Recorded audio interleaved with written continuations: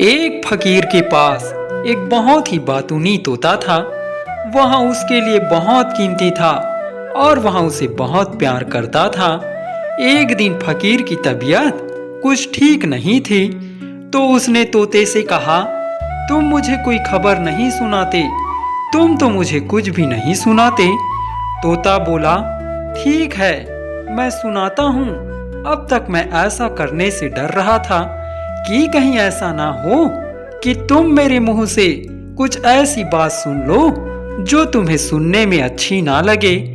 फकीर बोला, उसकी तुम चिंता ना करो, तुम मुझे सब बता दो जो तुम्हें कहना हो। अगली सुबह फकीर को किसी दूसरे गांव जाना था, तो वहां जाने से पहले उसने अपनी पत्नी से कहा कि उस दिन उसके लिए वहां एक मुर्गा पकाए, जिसमें से आधा वहां खा ले और बाकी आधा गर्म उसके लिए रखा रहने दे। पत्नी ने उसके कहे अनुसार मुर्गा पकाया पर उसने वहां सारा मुर्गा खा लिया। उसको बहुत जोर की भूख लगी थी और वह मुर्गा भी इतना स्वादिष्ट बना था कि वह अपने आप को उसे पूरा खाने से रोक ही नहीं सकी। फकीर जब शाम को घर लौटा तो उसने उससे पूछा कि उसका मुर्गा कहाँ है, तो उसने कह दिया कि वहां तो बिल्ली खा गई। फकीर बोला, अच्छा, तब तो कुछ नहीं किया जा सकता, तुम मुझे कुछ और खाने को दे दो, क्योंकि मुझे भी बहुत भूख लगी है। मैं जब से घर छोड़कर गया हूं तब से मैंने कुछ नहीं खाया है। पत्नी खाना बनाने चली गई। जब वहां खाना बना रही थी तो वहां तोते के पास गया और बोला, ओ मेरे प्यारे तोते, बता आज की क्या नई खबर है। तोता बोला, तुम्हारी पत्नी ने तुमसे झूठ बोला है, मुर्गे को बिल्ली ने नहीं खाया बल्कि वहां खुद खा गई है। मैंने खुद उसको सारा मुर्गा खाते देखा है। जाहिर है पत्नी ने तोते के इस कहने को सरासर झूठ बताया, पर फकीर ने घर में शांति बनाए रखने के लिए पत्नी की बात पर विश्वास करने का बहाना बनाया। अब यह भी साफ है कि पत्नी ऐसी चिड़िया को अपने घर में रखने के बिल्कुल पक्ष में नहीं थी। वह उससे बिल्कुल भी खुश नहीं थी, क्योंकि ऐसा करने से उसकी पोल खुलती थी। ऐसा नहीं था कि वह किसी और आदमी को अपने घर बुलाती थी या चोर थी, पर अगर वह कोई भी काम पति से छिपाकर करना चाहती तो वह उस चिड़िया के जाने बिना नहीं कर सकती थी। और वह चिड़िया उसके पति को उसकी हर बात की खबर देती रहती थी। सो एक दिन उसने अपने पति से कहा, अच्छा हो अगर हम लोग अलग अलग हो जाए तो ऐसा लगता है कि यह तोता ही अब तुम्हारे लिए सब कुछ है। तुम्हें मुझसे ज्यादा अब उसके ऊपर विश्वास है, तुम मुझसे ज्यादा उससे बात करना पसंद करते हो। मुझसे अब यह और सहन नहीं होता, या तो तुम मुझे बाहर निकाल दो या फिर इस तोते को बाहर निकाल दो, क्योंकि हम तीनों अब एक छत के नीचे शांति से नहीं रह सकते। फकीर अपनी पत्नी को बेहद प्यार करता था। जब उसने अपनी पत्नी के मुंह से यह सब सुना तो वह बहुत दुखी हुआ। उसने अपनी पत्नी से वायदा किया कि वह तोते को बेच देगा। अगली सुबह वह अपने घोड़ी पर चढ़ा और तोते को बेचने के लिए चला। तो रास्ते में तोते ने कहा, ओ मेरे मालिक, सुनो, तुम मुझे किसी ऐसे आदमी को मत बेचना जो तुम्हें मेरा कहा हुआ पैसा ना दे। फकीर बोला, ठीक है, मैं समझ गया। चलते चलते वे लोग समुद्र के किनारे तक चले गए, जो उसके घर से बहुत दूर था। वहां उन्होंने रात बिताने की सोची। आधी रात हो गई। फकीर सो नहीं सका, उसको नींद ही नहीं आ रही थी। उसने तोते से कहा, मैं बहुत थक गया हूँ, मुझे नींद नहीं आ रही है। मुझे डर है कि तुम और मेरी घोड़ी दोनों मेरे सोने का फायदा उठाकर यहाँ से भाग जाओगे। तोता बोला, कभी नहीं। तुम क्या हमें इतना बेवफा समझते हो कि हम तुम्हें इस तरह का धोखा देंगे? हम पर विश्वास रखो। घोड़ी को आजादी से घूमने दो। मुझे भी मेरे पिंजरे से निकाल दो। मैं तुम्हें छोड़कर कहीं नहीं जाऊंगा। मैं पास के एक पेड़ पर जाकर बैठ जाऊंगा और तुम्हारी और तुम्हारी घोड़ी दोनों की रखवाली करूंगा। यह विश्वास करते हुए कि वह तोता उसका वफादार था, फकीर ने उसकी बात मान ली। उसने घोड़ी को खोल दिया और तोते को पिंजरा खोलकर बाहर निकाल दिया। फिर वहां सोने के लिए लेट गया। तोता उनकी रखवाली करता रहा। रात को तोते ने पानी में से एक घोड़े जैसा जानवर निकलते देखा और देखा कि वह घोड़ी पर कूदा और फिर वापस पानी में चला गया। फकीर की आंख सुबह जल्दी ही खुल गई। उसने अपने तोते को बुलाया और उसको पिंजरे में बंद किया। तोते ने उसको रात में हुई उस अजीब सी घटना के बारे में फकीर को कुछ नहीं बताया। फकीर ने अपनी घोड़ी ली और समुद्र के किनारे किनारे चल दिया। चलते चलते वह एक बहुत ही खुशहाल शहर में आ गया, जहां वहां के कोतवाल से मिला। कोतवाल ने उसको सलाम करने के बाद उससे पूछा कि क्या वह अपना तोता बेचना चाहता था। फकीर ने कहा कि हाँ, वह उसे बेचना चाहता था। तोता बोला, पर तुम मुझे नहीं खरीद सकते। कोतवाल के मुंह से निकला, अरे वाह, यह तो बड़ा अच्छा तोता है। मैं तुम्हारे आने की खबर वजीर को देता हूँ, क्योंकि वह ऐसा तोता खरीदने के लिए बहुत दिनों से तलाश में है। चलो, तुम मेरे साथ जल्दी चलो। कहीं ऐसा ना हो कि वह दरबार चले जाएं। सो वे तीनों वजीर के घर गए। वजीर ने कोतवाल को उसके इस तोते वाले को उसके घर लाने के लिए बहुत धन्यवाद दिया। फिर बोला, पर मैं ऐसी चिड़िया खुद नहीं खरीद सकता जब तक कि मैं यह ना जान लूं कि राजा को ऐसी चिड़िया की जरूरत है या नहीं। एक बार मैंने उनको ऐसी चिड़िया के बारे में बात करते सुना था। सो वे सब राजा के महल गए। जब राजा ने उनके आने का उद्देश्य सुना तो उन्होंने पूछा कि इस चिड़िया का दाम क्या है। जवाब तोते ने दिया, 10,000 रुपये। राजा चिड़िया की साफ आवाज सुनकर इतना खुश हुआ कि उसने तुरंत ही फकीर को 10,000 रुपये देकर वह चिड़िया खरीद ली। इतना सारा पैसा पाकर फकीर बहुत खुश हुआ। तोते ने अच्छा मौका देखकर फकीर से राजा को यह वायदा करा दिया कि वह अपनी घोड़ी का अगला बच्चा राजा को दे देगा। इसके बाद तो तोता बड़ी शान से महल में रहने लगा। वह एक बहुत ही सुंदर चांदी के पिंजरे में रहता था और चांदी के बर्तनों में ही खाना खाता था और पानी पीता था। यह पिंजरा राजा के जनान खाने में लटका रहता था। बहुत जल्दी ही तोता सबका प्यारा हो गया और राजा की रानियां तो उससे हमेशा ही खेलती रहती, उसे प्यार से थपथपाती रहती और बात करती रहती थी। इस तरह सबके दिन बड़े अच्छे और हंसी खुशी गुजर रहे थे कि एक दिन राजा की पत्नियां तोते के पास आई और उससे पूछा कि उनमें सबसे सुंदर कौन है। तोते को कोई शक नहीं हुआ। उसने उस बात को हंसी में लेते हुए कहा कि वे सब सुंदर थी सिवाय एक के। उसने उस एक का नाम भी बताया। इत्तेफाक से वह राजा की सबसे प्यारी पत्नी थी। उसने कहा कि उसका चेहरा बहुत भद्दा था, जिसको सुनकर वह बेहोश हो गई। जैसे ही वह होश में आई, उसने कहा कि राजा को बुलाओ। सो राजा को बुलाया गया। रानी बोली, मैं बहुत बीमार हूँ, तुम मुझे इस तोते का मांस खाने के लिए दो, नहीं तो मैं मर जाऊंगी। और राजा ने जब यहाँ सुना तो वह बहुत दुखी हुआ, पर क्योंकि वह अपनी पत्नी को बहुत प्यार करता था, उसने तोते को मारने का हुक्म दे दिया।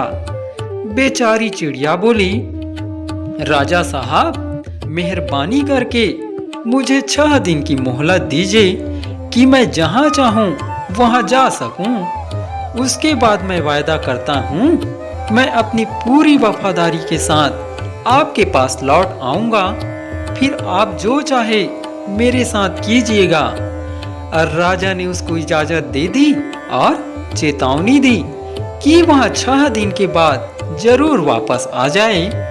तोते को आजाद कर दिया गया और वह तुरंत ही उड़ गया। वह अभी वहां से बहुत दूर नहीं गया था कि वह 12,000 तोतों से मिला। वे सब एक ही दिशा में कहीं जा रहे थे। राजा का तोता चिल्ला कर बोला, रुक जाओ, रुक जाओ, तुम सब लोग कहाँ जा रहे हो? वे बोले, हम सब एक ऐसे देश जा रहे हैं जहाँ एक राजकुमारी हमें मोती और मिठाई खाने के लिए देती है। तुम अगर हमारे साथ चलना चाहो तो तुम भी हमारे साथ चलो, तुम भी वहाँ मोती और मिठाई खाना। और राजा का तोता राजी हो गया और वह भी उनके साथ उस राजकुमारी के देश चल दिया। वे जल्दी ही उस टापू पर पहुंच गए और वहां उनका उसी तरह से स्वागत हुआ जैसा कि उन 12,000 तोतों ने उससे कहा था। जब सब खा पी चुके तो सारे तोते वहां से वापस आने के लिए उड़े, पर राजा का तोता बीमार पड़ गया। वह जमीन पर लेट गया। उसको वहां लेटा देखकर राजकुमारी बाहर आई और उससे पूछा, ओ सुंदर चिड़िया, तुम्हें क्या हुआ? क्या तुम बीमार हो? मेरे साथ आओ, मैं तुम्हारी देखभाल करूंगी, तुम जल्दी ही ठीक हो जाओगे। सो राजकुमारी उसको अपने महल में ले गई। वहां ले जाकर उसने उसके लिए एक छोटा सा घोंसला बनाया और खुद उसकी देखभाल की। उसने उसको और मोती और मिठाई खाने के लिए दी, मगर तोते को जैसे इस किसी चीज की परवाह ही नहीं थी। तोता बोला, राजकुमारी जी, आप तो बहुत दयालु और बहुत अच्छी हैं। आप हमें मोती और मिठाई खाने के लिए देती हैं, मगर मेरे मालिक राजा साहब, जिनका राज्य उत्तर से दक्षिण तक और पूर्व से पश्चिम तक फैला हुआ है, वह इस टापू पर भी है। हालांकि यहाँ आपको मालूम नहीं है, वहाँ तो मोती और मिठाई अपने मुर्गों को खिलाते हैं। काश आप उनको जान पाती, आप उनसे शादी कर लीजिए, क्योंकि वह आपके लायक हैं और आप उनके लायक है राजकुमारी जी। तोते की बातें सुनकर राजकुमारी बहुत खुश हुई।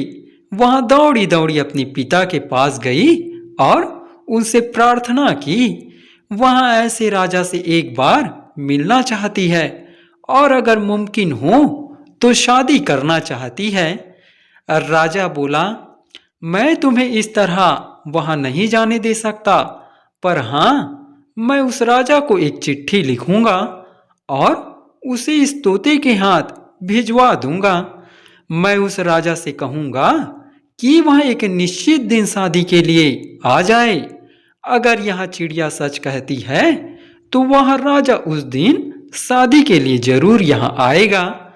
तुम चिंता मत करो, मैं तुम्हारी शादी उस राजा से कर दूंगा। राजकुमारी राजी हो गई और तोते को इस मजमून की एक चिट्ठी लिखकर राजा के पास भिजवा दी गई। तोता 5वें दिन की शाम को राजा के पास पहुंचा और वह चिट्ठी उसको दी। राजा बोला, तुम ठीक समय से आ पहुंचे। तोता जोर से बोला, राजा साहब, मुझे मारना नहीं, मैंने आपका या आपके परिवार के किसी का कोई बुरा नहीं किया। आपकी रानियों ने मुझसे पूछा कि मैं उनके बारे में क्या सोचता हूँ, सो मैंने उसका जवाब उन्हें दे दिया। मैंने कोई झूठ नहीं बोला। राजा साहब, मुझे यकीन है कि आप अपनी पत्नी की किसी भी छोटी सी सनक के लिए मुझे नहीं मारेंगे। वहां तो नहीं मारेंगी जबकि मैं जिंदा रहूंगा। मेरे मरने से उनको जिंदगी नहीं मिलेगी। और अगर ऐसा है तो मैं आपको उनसे भी सुंदर पत्नी दिलवा दूंगा। यहाँ देखिए, मैं दुनिया की सबसे सुंदर राजकुमारियों में से एक राजकुमारी के पिता की यहाँ चिट्ठी लेकर आया हूँ, जिसमें उनके लिए आपकी बस हाँ की जरूरत है। राजा बोला, तुम बहुत न्यायपूर्वक बोल रहे हो और तुमने हमारे साथ हमेशा ईमानदारी का व्यवहार किया है, इसलिए मैं तुम्हें बिल्कुल नहीं मारूंगा। मैं तुम्हारी इस प्रार्थना को सुनूंगा और इस राजकुमारी से शादी करूंगा। पर मैं उस टापू पर पहुंचूंगा कैसे जहां ये लोग रहते हैं? तोता बोला, आप चिंता ना करें, मैंने यहाँ सलाह आपको बिना सोचे विचारे नहीं दी है। अगर आप उस फकीर को हुक्म करें जिसने मुझे आपको बेचा था, तो वहां अपनी घोड़ी का बच्चा आपको दे देगा। उस पर बैठकर आप इस टापू पर आसानी से जा सकेंगे। राजा बोला, अच्छा ठीक है, और फकीर से उसकी घोड़ी का बच्चा भेजने के लिए कहा। अब फकीर को तो उस घोड़ी के बच्चे के लक्षणों का पता नहीं था, सो उसने उसे बिना किसी नानुकुर के वहां बच्चा राजा साहब को भेज दिया। उस बच्चे से उसे और क्या चाहिए था? वहां तो अब बहुत अमीर हो गया था, और वहां भी एक छोटी सी चीज के बदले में, और वहां भी उस आदमी को देकर जिसने पहले ही उसे कितनी अच्छी तरह से अमीर बना दिया था। बच्चे के आने पर राजा उस घोड़े पर चढ़े और तोते को साथ लेकर उस टापू की तरफ चल पड़े जिस पर वहां राजकुमारी रहती थी। जब राजा समुद्र के किनारे पहुंचे तो इतना बड़ा समुद्र देखकर तो वहां बहुत ही नाउम्मीद हो गए और वापस जाने लगे कि वहां इतना बड़ा समुद्र कैसे पार करेंगे। उन्होंने तोते से पूछा, इतना बड़ा समुद्र हम कैसे पार करेंगे? तोता बोला, इस समुद्र को पार करने में तो कोई परेशानी ही नहीं है। आपका यहाँ घोड़े का बच्चा कोई साधारण घोड़ा नहीं है।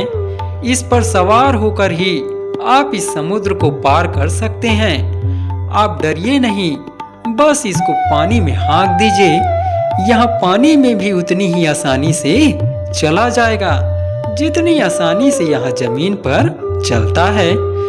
राजा ने तोते की बात का विश्वास करके उस घोड़े को पानी में हाँक दिया और वहां जल्दी ही उस टापू पर पहुंच गया। टापू के राजा ने उसका दिल से स्वागत किया और राजकुमारी तो उसको देखकर बहुत खुश हुई। राजा भी राजकुमारी को देखकर बहुत खुश हुआ और देखते ही उसे प्यार करने लगा। राजा ने राजकुमारी के पिता से कहा कि क्या वहां अपनी बेटी की शादी उससे जल्दी से जल्दी कर देगा। अब क्योंकि सब मन में एक ही बात थी, तो जल्दी ही शादी हो गई। जैसे ही सारी रस्में खत्म हुई तो राजा और राजकुमारी दोनों अपने घोड़े पर सवार अपने घर वापस चल दिए। तोता उनके आगे आगे उनको रास्ता दिखाता हुआ उड़ा। वे उसी रास्ते से वापस नहीं गए जिस रास्ते से वे वहां आए थे। इस जाने वाले रास्ते में एक ऐसा टापू पड़ता था जिस पर कोई नहीं रहता था। उस टापू को देखकर राजा बोला कि वहां बहुत थक गया था और थोड़ी देर वहां आराम करना चाहता था। तोता बोला, नहीं राजा साहब, यहाँ नहीं, यहाँ बहुत खतरा है। राजा बोला, कोई बात नहीं, पर मैं अब आराम किए बिना आगे नहीं जा सकता। मैं यहाँ थोड़ा सो लूं, तब यहाँ से आगे चलेंगे। सो राजा और उसकी पत्नी दोनों उस टापू पर उतर गए और सो गए। तोता वहीं एक पेड़ पर बैठ गया और उनका पहरा देने लगा। 1 घंटे के अंदर ही एक पानी का जहाज उधर से गुजरा। उस जहाज के कप्तान ने देखा कि उस टापू पर 2 आदमी सो रहे थे, तो वहां उनको देखने के लिए उस टापू पर उतर गया। रानी की सुंदरता देखकर वह उस पर मोहित हो गया और उसको उठाकर वहां अपने जहाज पर ले गया। वहां घोड़े के बच्चे को भी ले गया, बस राजा को वहीं अकेला सोता छोड़ गया। तोता पेड़ पर बैठा बैठा यह सब देख रहा था, पर वहां राजा को इस बात से सावधान करने से डर रहा था, ताकि कहीं ऐसा ना हो कि वह कप्तान उसे गोली मार दे। इस तरह वह जहाज रानी और घोड़े को लेकर चलता बना। जब वे चले गए तो तोते ने राजा को उठाया और राजा उठते ही बोला, ओह मेरे तोते, काश मैंने तुम्हारी सुनी होती और मैं यहाँ आराम करने के लिए ना रुका होता। अब मैं क्या करूं? यहाँ तो मेरे लिए खाना भी नहीं है, यहाँ तो कोई ऐसा जानवर भी नहीं है जो मुझे इस समुद्र के पार ले जाए। तुम ही बताओ मेरे तोते कि मैं अब क्या करूं? तुम ही मेरी कुछ सहायता करो। तोता बोला, राजा साहब, अब आपके लिए बस एक ही रास्ता बचा है।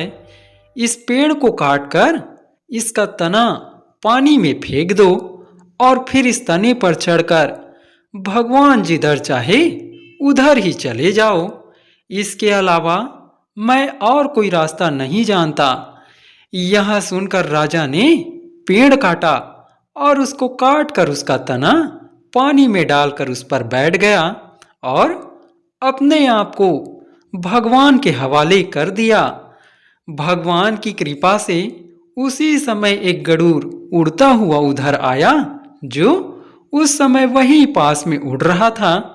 उसने उस पेड़ को समुद्र में तैरता हुआ देखा तो वह उसको अपनी चोंच में दबाकर ले उड़ा। वह उसको लेकर एक जंगल में चला गया और वहां जाकर उसे नीचे गिरा दिया। इस तरह राजा बच गया। तोता भी उसके पीछे पीछे उड़ता आ रहा था। वह राजा से बोला, राजा साहब, अब आप यहीं ठहरिए, यहाँ से कहीं जाना नहीं। मैं जाता हूँ और रानी जी और घोड़े की खोज करता हूँ और फिर वापस आता हूँ। राजा ने उससे वायदा किया कि वह वहीं रहेगा, कहीं नहीं जाएगा। और तोता रानी और घोड़े को ढूंढने निकल गया। काफी इधर उधर घूमने के बाद उसको रानी मिल गई। कप्तान उसको अपने घर ले गया था और वहां उसके सईस की हैसियत से रह रही थी। जैसे ही उसने तोते को देखा तो वह खुशी से चिल्ला पड़ी, ओ तोते, तुम कहाँ थे और राजा साहब कहाँ हैं? वह जिंदा तो है ना? तोते ने उसे सारा हाल बताया तो राजकुमारी बोली, तोते, तुम यहाँ से तुरंत ही चले जाओ और जाकर उन्हें मेरा सारा हाल बताओ। ये जवाहरात साथ में लेते जाओ, शायद उन्हें खाना खरीदने के लिए जरूरत पड़े। उनसे यहाँ जल्दी आने के लिए कहना और कहना कि वह यहाँ आकर इस कप्तान के घर में सईस की नौकरी कर ले। तब हम यहाँ से घोड़े पर बच निकलने की कोशिश कर सकेंगे। एक बार हम उस घोड़े पर बैठ गए तो फिर चाहे हम जमीन पर हो या समुद्र में, हमें कोई नहीं रोक सकेगा। यह सुनकर तोता वहां से जल्दी उड़ गया और राजा के पास पहुंचकर उसको रानी का सारा हाल बताया। उसने उसको सलाह दी कि वह जल्दी से जल्दी रानी के पास चले और उसको उस कप्तान के चुंगल से छुड़ाए। राजा तैयार हो गया और कुछ ही दिनों में रानी के पास पहुंच गया। वे दोनों एक दूसरे को देखकर बहुत खुश हुए। वे लोग तो एक दूसरे से मिलने की आशा ही छोड़ चुके थे, पर भगवान उन पर बहुत दयालु था, जो उसने उन्हें फिर से मिला दिया। उसी दिन शाम को राजा और रानी दोनों अपने घोड़े के बच्चे पर चढ़े और शहर से बाहर चल दिए। उनका तोता उन्हें रास्ता दिखा रहा था। जल्दी ही वे राजा के देश पहुंच गए। वहां उनके लोगों ने उनका दिल से स्वागत किया। उसके बाद राजा और रानी अपने आखिरी दिनों तक खुशी खुशी रहे। तोते को उन्होंने अपना खास वजीर बना लिया। उसने उनके राज्य की खुशहाली को बढ़ाने में उनका बहुत साथ दिया।